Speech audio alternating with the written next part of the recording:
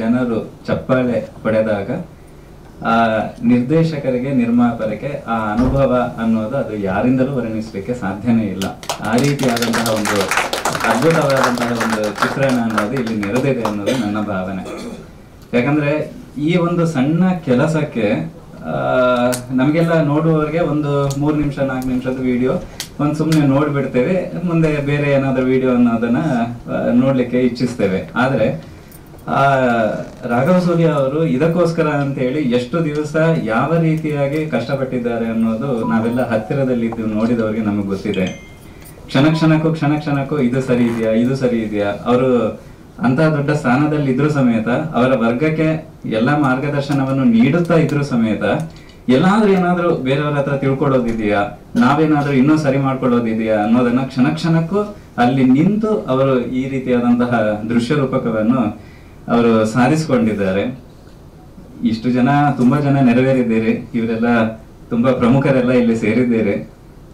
ನಿಜವಾಗ್ಲೂ ರಾಘವ ಸೂರ್ಯ ಅವರು ಯಾವುದೇ ರೀತಿಯಿಂದಲೂ ಯಾವುದೇ ಕ್ಷಣಕ್ಕೂ ಅವರ ಅಪೇಕ್ಷೆಗಳನ್ನ ಹೇಳ್ಕೊಳ್ಳೋದಿಲ್ಲ. ತುಂಬಾ ದೂರದಲ್ಲೇ ಉಳ್ಕೊಳ್ತಾರೆ, ತಾವು ಮಾಡುವ ಕೆಲಸಗಳನ್ನ ಮುಂದೆ ತರ್ತಾರೆ. ತುಂಬಾ ಹಿಂದೆ ನಿಲ್ಲುವಂತಹ ವ್ಯಕ್ತಿತ್ವ. ಅವರ ಮುಖಾಂತರ, ಅವರಿಗೋಸ್ಕರ ಅಂತ ಹೇಳಿ ನಾನು ಇಷ್ಟು ಜನರಲ್ಲಿ ಒಂದು ಕೇಳ್ಕೊಳ್ಳುವ ಉದ್ದೇಶ ಏನು ಅಂತಂದ್ರೆ, ಒಂದು ಸಣ್ಣ ವಿಷಯವನ್ನೇ ಇಷ್ಟು ಒಳ್ಳೆ ರೀತಿಯಾಗಿ ನಿರೂಪಿಸುವಂತಹ ಅದ್ಭುತ ಕಲೆಗಾರ ಅನ್ನೋದನ್ನ ನೀವೆಲ್ಲ ಗುರುತಿಸಿರ್ಬಹುದು. ಅವರ ಮನಸ್ಸಲ್ಲಿ ಎಷ್ಟೆಷ್ಟೋ ವಿಚಾರಗಳು ಇನ್ನೂ ದೊಡ್ಡ ತೆರೆಗೆ ತರಬೇಕು ಆದಂತಹ ಪ್ರಸಂಗಗಳೆಲ್ಲ ತುಂಬಾ ಇವೆ. ಅದಕ್ಕೆ ಸಹಕಾರ ಅನ್ನೋ ರೀತಿಯಾಗಿ ಅಷ್ಟು ಅವರಿಗೆ ಬೇಕಾದ ರೀತಿಯಾದ ಸಹಕಾರಗಳು ಸಿಗ್ತಾ ಇಲ್ಲ. ಈ ಒಂದು ಮುಖಾಂತರವಾಗಿ ಆದರೂ ಅವರಿಗೆ ಬೇಕಾದಂತಹ ಒಂದು ದೊಡ್ಡ ದೊಡ್ಡ ಅವಕಾಶಗಳು, ಸಹಕಾರಗಳು ಸಿಗಬೇಕು. ಈ ಒಂದು ಸಣ್ಣ ಪ್ರತಿಭೆಯನ್ನ ನೀವು ಯಾರಾದ್ರೂ ಗುರುತಿಸಿದ್ರಿ ಅಂತಂದ್ರೆ, ಈ ಕರ್ನಾಟಕ ಕನ್ನಡ ಇಂಡಸ್ಟ್ರಿ ಅನ್ನೋದು ತುಂಬಾ ಮೇರು ಸ್ಥಾನಕ್ಕೆ ತಗೊಂಡೋಗುವಂತಹ ಒಂದು ಜವಾಬ್ದಾರಿಯನ್ನ ಅವರ ಮನಸ್ಸ ಆಳದಲ್ಲಿ ಇಟ್ಕೊಂಡಿದ್ದಾರೆ. ಅದರ ಮುಖಾಂತರ ಎಲ್ಲರಿಗೂ ಒಂದು ಅವಕಾಶ, ಎಲ್ಲ ಆರ್ಟಿಸ್ಟ್ಗಳಿಗೆ, ವ್ಯಕ್ತಿಗಳಿಗೆ ಎಲ್ಲರಿಗೂ ಅವರ ಒಂದು ಮಾರ್ಗದರ್ಶನದಲ್ಲಿ ಒಂದು ಅವಕಾಶನೂ ಸಿಗಬೇಕು ಅನ್ನುವಂತಹ ಉದ್ದೇಶದಿಂದ ಅವರು ಮಾಡುವಂತಹ ಪ್ರಯತ್ನ ಅನ್ನೋದು ಸಫಲಗೊಳ್ಬೇಕು. ಬಂದಂತಹ ಎಲ್ಲರೂ ಅವರಿಗೆ ಒಳ್ಳೇದಾಗ್ಲಿ ಅಂತ ಹೇಳಿ ಹಾರೈಸಬೇಕು. ಆ ಹನುಮ ಅನ್ನುವ ಸದಾ ಅವರ ರಕ್ಷಣೆಗೆ ನಿಂತು ಇಂತಹ ಒಂದು ದೃಶ್ಯ ರೂಪಕಗಳನ್ನ ಇನ್ನು ಹೆಚ್ಚಿನ ಸಂಖ್ಯೆಯಲ್ಲಿ ಅವರ ಮುಖಾಂತರ ನಡೆಸ್ಕೊಳ್ಬೇಕು ಅಂತ ಹೇಳಿ ಆ ದೇವರಲ್ಲಿ ಪ್ರಾರ್ಥನೆ ಮಾಡ್ತಾ ಇದ್ದೇನೆ. ಯಾಕೆ ಹೇಳ್ತಾ ಇದ್ದೀನಿ ಅಂದ್ರೆ, ಅದರ ಒಂದು ರಿಸಲ್ಟ್ ನಾವೆಲ್ಲರೂ ಇಲ್ಲಿ ಸ್ಕ್ರೀನ್ ಮೇಲೆ ನೋಡಿದ್ದೀವಿ. ಮತ್ತೆ ಇಲ್ಲಿರ್ತಕ್ಕಂಥ ಪ್ರತಿಯೊಬ್ಬರಿಗೂ ಒಂದಲ್ಲ ಒಂದು ರೀತಿಯಲ್ಲಿ ಆ ದೃಶ್ಯ ರೂಪಕ ನೋಡಿದ ಮೇಲೆ ಒಂದು ಆತ್ಮಿಕ ಸ್ಪರ್ಶ ಆಗಿದೆ, ಒಂದು ಸ್ಪಂದನೆ, ಮತ್ತೆ ಅವರಲ್ಲಿ ಒಂದು ಭಕ್ತಿಯ ಒಂದು ಸಂಚಲನ ಆಗಿದೆ ಅಂತ ನಾನು ಅಂದ್ಕೊಂಡಿದ್ದೀನಿ. ಸಾಮಾನ್ಯವಾಗಿ ಇಂಗ್ಲಿಷ್ ಮೂವಿಗಳಲ್ಲಿ ಕಷ್ಟದಲ್ಲಿರ್ತಕ್ಕಂಥವ್ರಿಗೆ ನೆರವಿಗೆ ಬರ್ತಕ್ಕಂಥದ್ದು ಬಹಳ ಶಕ್ತಿಶಾಲಿಯಾದ ಮನುಷ್ಯ ಅಂತ ಹೇಳಿದ್ರೆ ಫ್ಯಾಂಟಮ್ ಅಥವಾ ಸೂಪರ್ ಮ್ಯಾನ್ ಅಂತ ನಾವು ಹೇಳ್ತೀವಿ. ಆದರೆ ನಮ್ಮ ಭಾರತದ ಸಂದರ್ಭದಲ್ಲಿ ನಾವು ಕಂಪೇರ್ ಮಾಡೋಕ್ಕಾಗೋದಿಲ್ಲ. ಹನುಮಾನ್ ಅವರ ಶಕ್ತಿಯನ್ನು ಯಾವ ಫ್ಯಾಂಟಮ್ಗೂ ಸೂಪರ್ ಮ್ಯಾನ್ಗೂ ಕೂಡ ನಾವು ಕಂಪೇರ್ ಮಾಡೋಕ್ಕಾಗೋದಿಲ್ಲ, ಹೋಲಿಕೆ ಮಾಡೋಕ್ಕಾಗೋದಿಲ್ಲ. ನಿಜವಾದಂಥ ರಕ್ಷಕ ಯಾರು ಅಂತ ಹೇಳಿದ್ರೆ ಅದು ನಮ್ಮ ಹನುಮ ಅವರು. ಮತ್ತು ಅವರು ನಮ್ಮ ರಾಜ್ಯದಲ್ಲಿ ಇದ್ದಂಥ ಒಬ್ಬ ಐತಿಹಾಸಿಕ ಪುರುಷ ಅಂತಕ್ಕಂಥದ್ದು ಕೂಡ ನಮ್ಮೆಲ್ರಿಗೂ ಬಹಳ ಒಂದು ಹೆಮ್ಮೆಯ ಒಂದು ವಿಚಾರ. ಮತ್ತು ನಮ್ಮೆಲ್ಲರ ಗಮನ ಸೆಳೆದಿದ್ದು ಆ ಮಗು ಮಾಡಿದಂಥ ಡ್ಯಾನ್ಸ್ ಏನಿದೆ, ಎಷ್ಟೊಂದು ಎನರ್ಜಿ ಇದೆ ಆ ಮಗುಗೆ, ಋತುಸ್ಪರ್ಶಗೆ ಅಂತ ಹೇಳಿದ್ರೆ ಭವಿಷ್ಯದಲ್ಲಿ ಅತ್ಯಂತ ದೊಡ್ಡ ಒಬ್ಬ ಆ್ಯಕ್ಟ್ರೆಸ್ ಮತ್ತು ಡ್ಯಾನ್ಸರ್ ಆಗೋದ್ರಲ್ಲಿ ಯಾವುದೇ ಸಂದೇಹ ಇಲ್ಲ ಅಂತ ನಾನು ಅಂದ್ಕೊಂಡಿದ್ದೀನಿ.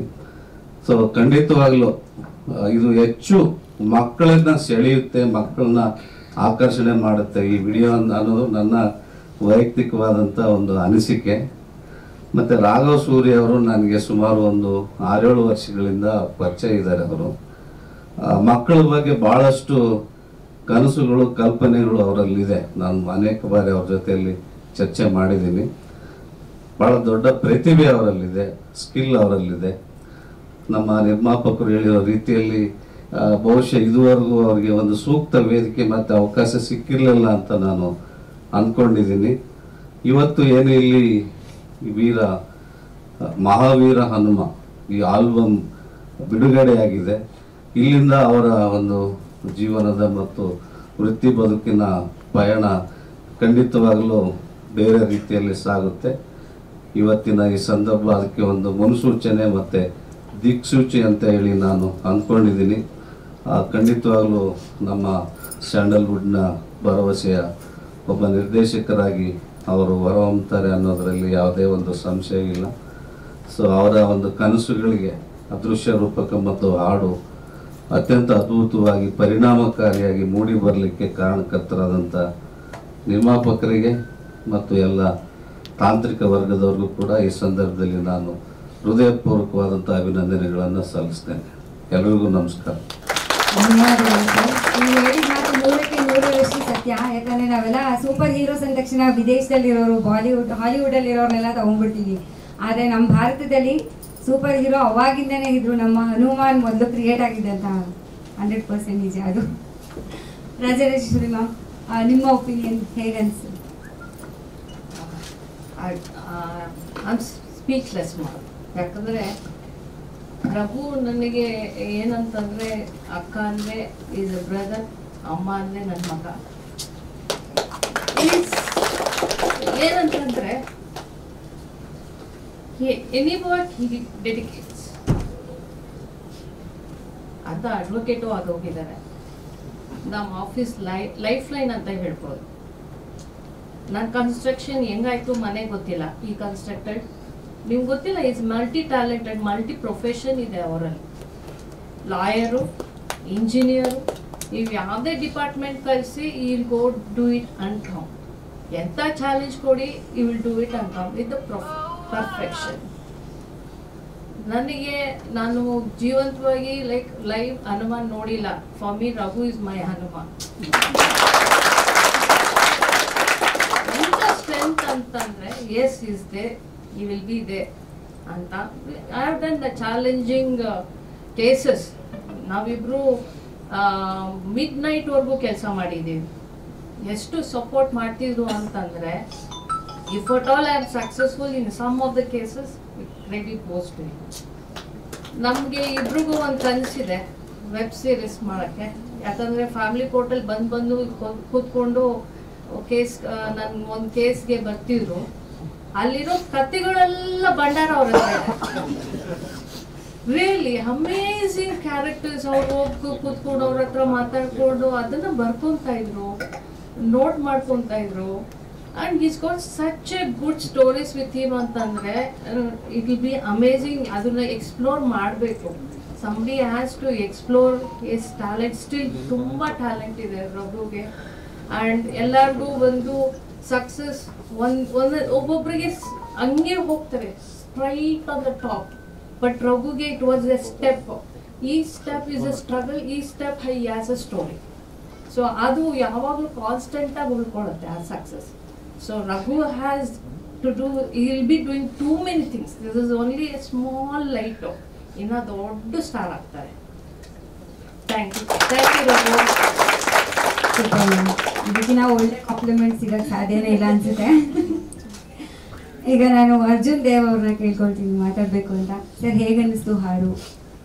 ಎಲ್ಲರಿಗೂ ನಮಸ್ಕಾರ. ವೇದಿಕೆ ಮೇಲೆ ಕುಳಿತಿರುವ ಎಲ್ಲ ಗಣ್ಯರಿಗೆ ಹಾಗೂ ಮಾಧ್ಯಮ ಮಿತ್ರರಿಗೆ, ಡಿಜಿಟಲ್ ಪ್ರಿಂಟ್ ಮೀಡಿಯಾದವ್ರಿಗೆ, ಹಾಗೂ ನನ್ನ ಪ್ರೀತಿಯ ಗೆಳೆಯ ರಘು ಸೂರ್ಯ, ಕಂಗ್ರ್ಯಾಚುಲೇಷನ್ಸ್.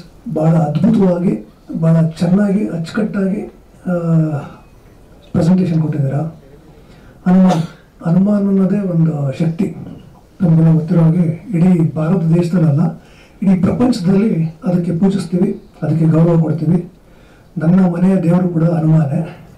ಹಾಗಾಗಿ ಬಹಳ ಖುಷಿ ಆಯಿತು ರಘುವರು ಇದೊಂದು ಮಾಡಿದ್ನಿ ಅಂತ ನನಗೆ ಹೇಳಿದಾಗ, ಮತ್ತು ನನ್ನ ಕರೆದಾಗ ಭಾಳ ಹೆಮ್ಮೆ ಆಯಿತು to be a part of this event. ನಾನು ಅವರ ಪರಿಚಯ ಆದಾಗ ತಮಿಳ್ ಸಿನಿಮಾ ಮಾಡ್ತಾಯಿದ್ರಿ. ನಾನು ನಮ್ಮ ನಾಗಶೇಖರ್ ಅವ್ರದ್ದು ಸಿನಿಮಾ ನವಂಬರ್ ಮಳೆಯಲ್ಲಿ ನಾನು ಮತ್ತು ಅವಳು ಅಂತ ಒಂದು ಸಿನಿಮಾ ಮಾಡ್ತಾಯಿದ್ರಿ. ಅದರಲ್ಲಿ ಅವ್ರ ಪರಿಚಯ ಆಯಿತು ನಮ್ಮ ಸೆನ್ಸರ್ ಶಿವರ ಮುಖಾಂತರ. ಭಾಳ ಮೇಡಮ್ ಹೇಳಿದಾಗೆ ಭಾಳ ಅಚ್ಚುಕಟ್ಟಿನ ಒಂದು ಶ್ರದ್ಧೆ, ಭಕ್ತಿ, ಒಂದು ಸಿಸ್ಟಮ್ಯಾಟಿಕ್ ಲೈಫ್ ಲೀಡ್ ಮಾಡ್ತಿರುವಂಥ ಒಬ್ಬ ಮನುಷ್ಯ.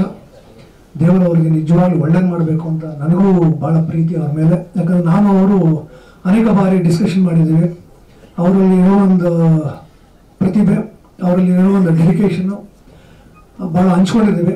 ಯಾಕಂದರೆ ಇಲ್ಲಿಂದ ಬೆಂಗಳೂರಿಂದ ಕಲ್ಕಟ್ಟ ಹೋಗಿ ಅಲ್ಲಿ ಒಂದು ಸ್ಟೋರಿನ ಒಂದು ಬೇಸ್, ಅಲ್ಲಿ ಒಂದು ವಾಸ್ತವಾಂಶ ಏನಿದೆ ಅಲ್ಲಿಂದು ನೇಟಿವಿಟಿಗೆ ತಕ್ಕಂತೆ ಒಂದು ಸ್ಟೋರಿ ಬೇರೆ ರೆಡಿ ಮಾಡ್ಕೊಂಡು ಬಂದಿದ್ದಾರೆ. ಭಾಳ ಅದ್ಭುತವಾಗಿದೆ. ಬಾಬು ಸರ್ ಹೇಳಿದಾಗೆ ಒಂದು ಚಾಲೆಂಜಿಂಗ್ ಕೊಟ್ಟಿದ್ದೀರಿ ಅಂತ ಹೇಳಿದ್ರು. ನಿಮ್ಮ ಒಂದು ಪ್ರೀತಿ, ಒಂದು ಆಶೀರ್ವಾದ ಅವ್ರ ಮೇಲೆ ಇರಬೇಕು. ಯಾಕಂದರೆ ಹೊಸಬರ ಮೇಲೆ ಆಶೀರ್ವಾದ ಇದ್ದಾಗೆ ಹೊಸ ಒಂದು ಪ್ರತಿಭೆಗಳು ಹುಟ್ಟೋದು ಒಂದು ಸಾಧ್ಯತೆ ಅಂತ ಹೇಳಕ್ಕೆ ಇಷ್ಟಪಡ್ತೀನಿ. ಇನ್ನೇನು ಹೆಚ್ಚಾಗಿ ಎಲ್ಲ ಹೇಳ್ಬಿಡಿದ್ದಾರೆ. ಗುರುಗಳು ಬಂದು ಆಶೀರ್ವಾದ ಮಾಡಿದ್ದಾರೆ. ಯಾಕಂದರೆ ಇಂಥ ಒಂದು ಕಾರ್ಯಕ್ರಮದಲ್ಲಿ ಗುರುಗಳವರು ಮತ್ತು ಎಲ್ಲ ದೊಡ್ಡವರು, ಹಿರಿಯರು, ಯಾಕಂದರೆ ಇಲ್ಲಿ ನೋಡಿದಾಗ ಎಲ್ಲ ಹೌಸ್ಫುಲ್ ಆಗಿದೆ. ಇದೇ ರೀತಿ ಇವ್ರದ್ದೊಂದು ಬರೋ ಸಿನಿಮಾಗಳಾಗಲಿ, ಬರುವ ಎಲ್ಲ ಪ್ರೋಗ್ರಾಮ್ಗಳು ಹೌಸ್ಫುಲ್ ಆಗಬೇಕು. ಈ ಒಂದು ಅನುಮಾನ ಶಕ್ತಿ ಏನಿದೆ ಇದು ಅವ್ರ ಮೇಲೆ ಬರಲಿ ಅಂತ ಹೇಳ್ತಾ ಈ ಒಂದು ಕಾರ್ಯಕ್ರಮಕ್ಕೆ ಕರೆದಿ ನನಗೊಂದು ಮಾತಾಡೋಕ್ಕೆ ಅವಕಾಶ ಮಾಡಿಕೊಟ್ಟರು ರಾಘವ್ರಿಗೆ ಮತ್ತು ಎಲ್ಲ ಅವರ ಒಂದು ತಂಡದವ್ರಿಗೆ ಶುಭಾಶಯಗಳನ್ನ ಕೋರ್ತಾ, ಜೈ ಹನುಮಾನ್, ಎಲ್ಲರಿಗೂ ಒಳ್ಳೇದಾಗಲಿ, ಭಗವಂತ ಒಳ್ಳೇದು ಮಾಡಲಿ ಅಂತ ಕೇಳ್ಬೋದು. ಎಲ್ರಿಗೂ ನಮಸ್ಕಾರ. ರಾಘವ್ ಸೂರ್ಯ ಅವರು ನನಗೆ ಪರಿಚಯ ಆಗಿರೋದು ಹೆಂಗೆ ಅಂದರೆ, ಅವರೊಂದು ಕತೆ ಮಾಡ್ಕೊಂಡಿದ್ದಾರೆ ಸಿನಿಮಾಗೋಸ್ಕರ. ಆ ಕಥೆಯಲ್ಲಿ ಯಾರ್ಯಾರು ಇರಬೇಕು, ಯಾವ ಟೆಕ್ನಿಷಿಯನ್ ಇರಬೇಕು, ಯಾರ್ಯಾರು ಗೀತ ರಚನೆಕಾರರು ಇರಬೇಕು ಅನ್ನೋದು ಕೂಡ ಆಲ್ರೆಡಿ ಡಿಸೈಡ್ ಮಾಡ್ಕೊಂಡಿದ್ದಾರೆ.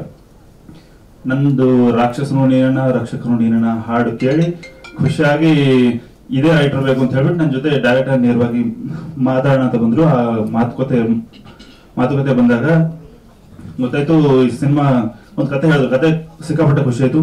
ಸಾರಿ, ನಾನು ಮಾತಾಡಕ್ ಬರಲ್ಲ, ಒಂಚೂರು ನರ್ವಸ್ ಆಗ್ತೀನಿ. ಸೊ ಅವರು ಕತೆ ಹೇಳಿದಾಗ ಅವ್ರಲ್ಲಿರೋ ಟ್ಯಾಲೆಂಟ್ ಏನು ಅನ್ನೋದನ್ನ ಒಂಥರ ನನಗೆ ಖುಷಿ ಆಯ್ತು ಕೇಳಿ. ಅದು ಅನಿವಾರ್ಯ ಕಾರಣಾಂತರಗಳಿಂದ ಒಂಚೂರು ಡಿಲೇ ಆಗಿದೆ ಅವರು ಸಿನಿಮಾ ಕಥೆನ ಮುಂದುವರಿಸೋದು. ಅದಕ್ಕಿಂತ ಮುಂಚೆ ಒಂದು ಬಾಂಡಿಂಗ್ ಬೆಳೆಯಲ್ಲಿ ಒಂದು ಹಾಡು ಮಾಡೋಣ ಬನ್ನಿ ಅಂತ ಹೇಳಿ ಕರೆದ್ರು. ಒಂದು ಹನುಮನ ಹಾಡು ಭಕ್ತಿಗೀತೆ ಮಾಡುವಂತ ಒಂದು ಅವಕಾಶ ಕೊಟ್ಟರು. ಫಸ್ಟ್ ಕಂಪೋಸರ್ ಆಗಿ ಬನ್ನಿ ಅಂತಂದ್ರು. ಸಂತೋಷ, ಕಂಪೋಸರ್ ಆಗಿ ಬರ್ತೀನಿ ಅಂತಂದೆ. ಆಮೇಲೆ ಬರಹಗಾರ ಆಗಿ ಕೆಲಸ ಕೊಟ್ಟರು. ಸೊ ಕಂಪೋಸರ್ ಮತ್ತೆ ಬರವಣಿಗೆ, ಕೊನೆಗೆ ಹಾಡು ಕೂಡ ನೀವೇ ಹಾಡಿ ಅಂತಂದ್ರು. ಅದಕ್ಕೂ ಥ್ಯಾಂಕ್ ಯು ಅಂತ ಹೇಳಿದೆ. ಎಲ್ಲದಕ್ಕೂ ಅವಕಾಶ ಮಾಡಿಕೊಟ್ಟಿರೋದಕ್ಕೆ ಥ್ಯಾಂಕ್ ಯು ಸರ್. ನನ್ನ ಮಾತ್ರ ಏನಾದರೂ ತಪ್ಪಾದ್ರೆ ದಯವಿಟ್ಟು ಕ್ಷಮಿಸಿ. Thank you sir. ಅಭಿನಂದನೆಗಳು. ಎಲ್ಲರಿಗೂ, ನಮ್ಮ ಗುರುಗಳಾದ ಎಲ್ಲರಿಗೂ ಅಭಿನಂದನೆ ಸಲ್ಲಿಸ್ತೀನಿ. ರಾಘವ ಸೂರ್ಯ ಅವರು ನನಗೆ ಯಾರು ಅಂತ ಗೊತ್ತಿಲ್ಲ, ಬಟ್ ನಮ್ಮ ಕಮ್ಮಿರಾಜ್ ಅವರು ನನಗೆ ಆತ್ಮೀಯರವರು. ಅವ್ರ ಮುಖಾಂತರ ಪರಿಚಯ ಮಾಡಿಕೊಡ್ತಾರೆ. ಆ ವ್ಯಕ್ತಿತ್ವ ಒಂದ್ಸಲ ಮಾತ್ರ ನೋಡ್ತೀನಿ, ನಿಜವರು ಇಂಥ ವ್ಯಕ್ತಿ ಇದ್ದಾರಾ ಅಂತ ಹೇಳೋ ಕಡೆ ಆಶ್ಚರ್ಯ ಆಗ್ಬಿಡುತ್ತೆ. ಇಂಥ ಮಲ್ಟಿ ಟ್ಯಾಲೆಂಟೆಡ್ ಇದ್ದಾರಲ್ಲ ಅಂತ ಖುಷಿ ಆಗುತ್ತೆ ಸಿಕ್ಕಾಬಟ್ಟೆ. ನಿಜವಾಗ್ಲೂ ಕನ್ನಡಕ್ಕೆ ಇಂಥ ಒಳ್ಳೆ ನಿರ್ದೇಶಕರು ಬೇಕು. ಇಂಥ ಲೆಜೆಂಡ್ಗಳು ನಿರ್ದೇಶಕರು ಬಂದರು, ಹೀರೋರು ಹೋಗಿದಾರಲ್ಲ, ಆ ಸಾಲಿ ನಿಜವಾಗ್ಲೂ ಅವ್ರು ಇರ್ತಾರೆ. ಅಂಥ ಮಲ್ಟಿ ಟ್ಯಾಲೆಂಟೆಡ್ ಇರೋಂಥ ಒಬ್ಬ ಒಳ್ಳೆ ವ್ಯಕ್ತಿ. ಆ ವ್ಯಕ್ತಿತ್ವ ಮನಸ್ಸು ಮಗುತರ ಕೋಪನೆ ಮಾಡ್ಕೊಂಡಿರೋ ನೋಡೇ ಇಲ್ಲ. ಅಂದರೆ ಸ್ಪಾಟಲ್ಲೂ ಅಷ್ಟೇ, ನೀರಿಲ್ಲ ಅಂದರೆ ಇನ್ನೊಂದಿಲ್ಲ ಅಂತ ಸಹ ಅವರೇ ಓಡಾಡೋರು. ಅಂದರೆ ಪ್ರೊಡಕ್ಷನ್ ಆಗಲಿ ಇಲ್ಲ, ಪ್ರತಿಯೊಂದು ಅವರೇ ಕೆಲಸ ನಿರ್ವಹಿಸಿದ್ದಾರೆ. ಆ ಬೆಟ್ಟಕ್ಕೆ ಹತ್ತಿದ್ವಿ ಅಂದರೆ ಸುಮ್ಮನೆ ಅಂತ ಅಲ್ಲ. ಅಲ್ಲ ಎಕ್ವಿಪ್ಮೆಂಟ್ ನಾವು ತೊಗೊಂಡು ಹೋದಾಗ ಸಿಕ್ಕೋಡೆ ಸಪೋರ್ಟ್ ಕೊಟ್ಟರು. ಎಲ್ಲರೂ ಒಂದು ಕಡೆ ಕುಂತ್ಕೊಂಡು ಈ ಥರ ಕೆಲಸ ಮಾಡ್ಬೇಕಾದ್ರೆ ಇಂಥ ಒಳ್ಳೆ ವ್ಯಕ್ತಿ ಇಂಡಸ್ಟ್ರಿ ಸಿಕ್ಕಿದ್ದಾನೆ, ನಾನು ಅವ್ರ ಜೊತೆ ಇದ್ದೀನಿ ಅಂದಾಗ ನನಗೆ ಒಂದು ಹೆಮ್ಮೆ ಆಗುತ್ತೆ. ನಾನು ಹಲವಾರು ಸಿನಿಮಾಗಳು ಮಾಡಿದ್ದೀನಿ, ಆದರೂ ಸಹ ಇನ್ನು ಬೆಳಕಿಗೆ ಆ ಥರ ಯಾರು ಗೊತ್ತಾಗಿಲ್ಲ.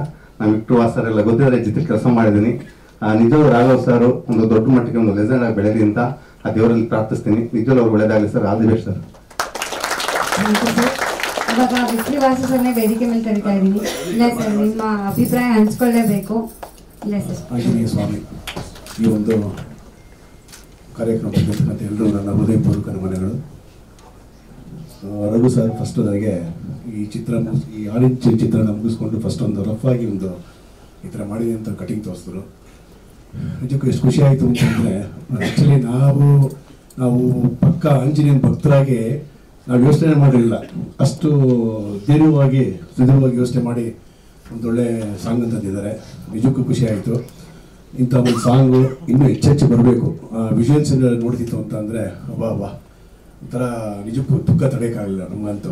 ಅಷ್ಟು ಚೆನ್ನಾಗಿ ಮಾಡಿದ್ದಾರೆ.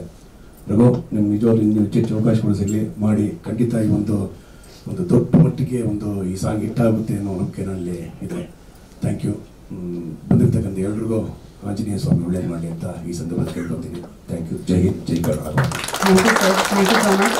ಈಗ ರಾಮನ ಪಾತ್ರ ಮಾಡಿರುವಂತಹ ರೋಹಿತ್ ಅವರು, ನಿಮ್ಮ ಆ್ಯಕ್ಚುಲಿ ಆಂಜನೇಯ ಬೆಟ್ಟದಲ್ಲಿ ಶೂಟ್ ಮಾಡಬೇಕಾದ್ರೆ ನಾವು ಶೂಟ್ ಹಿಂದ್ಗಡೆ ಪ್ರಿಪ್ರೇಷನ್ ಹಿಂದಿನ ದಿನ ಆ್ಯಕ್ಚುಲಿ ತುಂಬ ಮಳೆ ಬಂತು. ಆ್ಯಕ್ಚುಲಿ ನಮ್ಮ ಅಣ್ಣ ಅವರು ರಘು ಅವ್ರ ಸ್ವಂತ ತಮ್ಮ ನಾನು. ಅವನು ಆ್ಯಕ್ಚುಲಿ ಸ್ವಲ್ಪ ಟೆನ್ಸ್ ಆಗಿದ್ದ, ಹಿಂಗೆ ಈ ಥರ ಮಳೆ ಬರ್ತಿದೆ ಹಿಂಗೆ ಅಂತ. ಕೊನೆಗೆ ಅವನಿಗೆ ಎಷ್ಟು ಕಾನ್ಫಿಡೆಂಟ್ ಇತ್ತು ಅಂದರೆ ಆಂಜನೇಯ ಸ್ವಾಮಿ ಮೇಲೆ, ಇಲ್ಲ ನಾನು ಆಂಜನೇಯ ನಂಬಿ ಈ ಜಾಗದಲ್ಲಿ ಬಂದು ನಾನು ಶೂಟ್ ಮಾಡ್ತಾ ಇದ್ದೀನಿ, ನಂಗೆ ಯಾವುದೇ ಕಾರಣಕ್ಕೂ ಯಾವುದೂ ತೊಂದರೆ ಆಗೋದಿಲ್ಲ ಅಂತ. ಬೆಳಗ್ಗೆ ಮತ್ತೆ ರಾತ್ರಿ ಮಳೆ ಹೊಡೆದಿದ್ದು ನೋಡಿದ್ರೆ ನಾವು ಇನ್ನೊಂದು 2-3 ದಿನ ಶೂಟ್ ಮಾಡೋಕ್ಕಾಗಲ್ಲ ಅನ್ನೋ ಪರಿಸ್ಥಿತಿ ಇತ್ತು. ಬೆಳಗ್ಗೆ ಎಂಥ ಬಿಸಿಲು ಬಂತು ಅಂದರೆ 8 ಗಂಟೆಗೆ ಆಲ್ರೆಡಿ ಆ ಲ್ಯಾಂಡ್ ಎಲ್ಲ ಡ್ರೈ ಆಗೋಗಿತ್ತು ಸರ್. ಅಂತ ಒಂದು ಚಾಲೆಂಜಿಂಗ್ ಇದರಲ್ಲಿ ನಾವು ಶೂಟ್ ಮಾಡಿದ್ರೆ ಆ ಲ್ಯಾಂಡೇ ಡ್ರೈ ಆಯ್ತು. ಹಿಂದಿನ ದಿನ ನಾವು ಯಾರೋ ಬಂದು ಇವತ್ತು ಮಳೆ ಬಂದೈತೆ ಅಂದ್ರೆ ಮಳೆನೇ ಇಲ್ಲ ಅಂತಿದ್ರು, ಅಷ್ಟು ಡ್ರೈ ಆಗಿ. ಆ ಥರ ಆಂಜನೇಯ ಕೃಪೆಯಿಂದ ಶೂಟಿಂಗು ತುಂಬ ಚೆನ್ನಾಗಾಯಿತು, ಒಳ್ಳೆ ಎಕ್ಸ್ಪೀರಿಯನ್ಸ್. ಇದು ಅವಕಾಶ ಕೊಟ್ಟಿದ್ದಕ್ಕೆ ಧನ್ಯವಾದಗಳು ಮಣ್ಣಂಗೆ. ಜೀವನ ಅವ್ರು ಹೇಳ್ದಂಗೆ ಈ ಶೂಟಿಂಗ್ ಟೈಮಲ್ಲೆಲ್ಲ ತುಂಬಾನೇ ಸಾಗಿಸ್ಬೇಕಿತ್ತು. ಸೊ ಆದ್ರೂ ನಮ್ಮ ಎಲ್ಲ 105 ಜನ ಟೆಕ್ನಿಷಿಯನ್ಸ್ ಆಗಲಿ ಆರ್ಟಿಸ್ಟ್ ಆಗಲಿ ಅವ್ರು ಹೇಳಿದ್ದು ಒಂದೇ, ಅಲ್ಲಿ ಪ್ರಸಾದ ಸಿಕ್ಕರೆ ಸಾಕು ನಾವು ಅದನ್ನ ಊಟ ಮಾಡಿ ಡ್ಯಾನ್ಸ್ ಮುಗಿಸ್ಕೊಂಬರೋಣ ಅಂತ ಹೇಳಿದ್ರು. ಸೊ ಅವ್ರ ಸಪೋರ್ಟ್ ದೊಡ್ಡದು, ನಂದು ಏನೂ ಇಲ್ಲ ಇಲ್ಲಿ. ಸೊ ನಾನೊಂದು ರಚನೆ ಮಾಡಿದ್ದೆ ಅಷ್ಟೇ, ಒಂದು ಕಾನ್ಸೆಪ್ಟ್ ಇಟ್ಕೊಂಡು ಹಿಂಗೆ ಟ್ರಾವೆಲ್ ಮಾಡಬೇಕು ಅಂತಿದ್ದೆ. ಸೊ ಒಬ್ಬರಿಂದ ಏನು ಮಾಡೋಕ್ಕಲ್ಲ, ಒಂದು ಟೀಮ್ ವರ್ಕ್ ಇದ್ರೆ ತುಂಬಾ ಒಳ್ಳೇದು ಅಂತ ಹೇಳಿ ನಾನು ಬಯಸ್ತೀನಿ. ಒಂದು ಒಳ್ಳೆ ಟೀಮ್ ಸಿಕ್ಕಿದ್ದು ನನಗೆ. ಫಸ್ಟ್ ಸಿಕ್ಕಿದ್ದು ಮ್ಯೂಸಿಕ್ ಡೈರೆಕ್ಟರ್, ಅದಾದ್ಮೇಲೆ ಸರಿ ನೃತ್ಯ ರೂಪಿಕೆ ಅಂತ. ಯಾಕಂದ್ರೆ ಒಬ್ಬ ಆರ್ಟಿಸ್ಟ್ ಸ್ಟ್ರೆಂತ್ ನೋಡ್ಕೊಂಡು ನಾವು ಟ್ರಾವೆಲ್ ಮಾಡಬೇಕಾಗುತ್ತೆ. ನಾನು ಸಿನಿಮಾ ಮಾಡೋಕ್ಕಾಗಲ್ಲ. ಈಗ ಸದ್ಯ ನಾನು ಸಾಂಗ್ ಮಾಡ್ಬೋದು ಅಂದಾಗ ನಮಗೆ ನಮ್ಮ ಋತುಸ್ಪರ್ಶ ಅವ್ರು ಸಿಕ್ಕರು. ಸೊ ಡ್ಯಾನ್ಸರ್ನ ನಾವು ಹುಡುಕ್ಬೇಕಿತ್ತು, ಅಂದ್ರೆ ಕೊರಿಯೋಗ್ರಾಫರ್ನ. ನಮ್ಮ ಕಂಬಿರಾಜು ಸರ್ನ ಮಾತುಕತೆ ಮಾಡಿದ್ಮೇಲೆ ವಿಶೇಷವಾಗಿ ಇಲ್ಲಿ ತನಕ ನೀವೇನು ನೋಡಿದ್ರಲ್ಲ ಕಂಪ್ಲೀಟ್ ರಿಸ್ಕ್ ಫ್ಯಾಕ್ಟರ್ ತಗೊಂಡಿದ್ದು ಡ್ಯಾನ್ಸ್ ಫ್ಯಾಕ್ಟರ್ ಒಳಗೆ ನಮ್ಮ ಕಂಬಿರಾಜು ಸರ್. ಅವರಿಗೆ ಥ್ಯಾಂಕ್ಸ್ ಹೇಳಿದ್ರೆ ಕಮ್ಮಿ. ಮುಂದೆ ಪ್ರಾಜೆಕ್ಟ್ಗಳನ್ನ ನಾವು ಮಾಡಿದ್ರೆ ಅದು ನಾವು ಕೃತಜ್ಞತೆ ಸಲ್ಲಿಸಿದಂಗೆ. ನಾವು ಒಂದು ಥ್ಯಾಂಕ್ಸ್ ಹೇಳ್ಬಿಟ್ಟು ಇಲ್ಲಿಂದ ಎಕ್ಸಿಟ್ ಆಗೋದಲ್ಲ, ಮುಂದೆ ಇದೇ ಟೀಮ್ನ ಇಟ್ಕೊಂಡು ಮುಂದೋಗ್ಬೇಕು ಅನ್ನೋ ಆಸೆ ಇದೆ. 4-6 ಕಥೆಗಳನ್ನ ಮಾಡಿ, 2 ಕಥೆಗಳನ್ನ ಮಾಡಿಟ್ಕೊಂಡಿದ್ದೀನಿ. ಅಂದ್ರೆ ಕೋಲ್ಕತ್ತಾ ಫ್ಯಾಕ್ಟರ್ ಆಫ್ ಒಂದು ಕತೆ, ಮತ್ತೆ ಆಂಧ್ರ ಕರ್ನಾಟಕ ಬಾರ್ಡರ್ ಸರಹದ್ದು ಅಂತ ಒಂದು ಟೈಟ್ಲ್ ಇಟ್ಕೊಂಡು ಜಸ್ಟ್ ಕತೆ ಮಾತ್ರ, ವರ್ಕಿಂಗ್ ಟೈಟ್ಲ್ ಮಾತ್ರ ಮಾಡಿ ಇಟ್ಕೊಂಡಿದ್ದೀನಿ.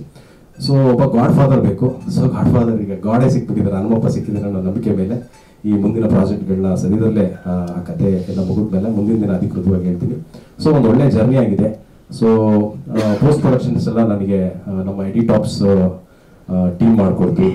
ಸೊ DA ಎಲ್ಲ ಅವರೇ ಮಾಡಿಕೊಟ್ರು. ನೀವೇನು ಫಸ್ಟ್ ವಾಯ್ಸ್ ಓವರ್ ನೋಡ್ತೀರಾ ಅದೆಲ್ಲ ಕಂಪ್ಲೀಟ್ ಆರ್ಟಿಫಿಷಿಯಲ್ ಇಂಟೆಲಿಜೆನ್ಸ್. ಅಂದ್ರೆ ಆರ್ಟಿಫಿಷಿಯಲ್ ಅಪ್ಗ್ರೇಡ್ ಆಗ್ಬೇಕು ನಾವು ಇವಾಗ, ಟೆಕ್ನಿಷಿಯನ್ಸ್ಗಳಾಗಿ ನಾವು ಅಪ್ಗ್ರೇಡ್ ಆಗ್ತಾ ಇರಬೇಕು. ಸೊ ಆರ್ಟಿಫಿಷಿಯಲ್ ಇಂಟೆಲಿಜೆನ್ಸ್ ಎಲ್ಲ ಯೂಸ್ ಮಾಡಿ ಒಂದು ಪ್ರಯತ್ನ ಮಾಡೋಣ.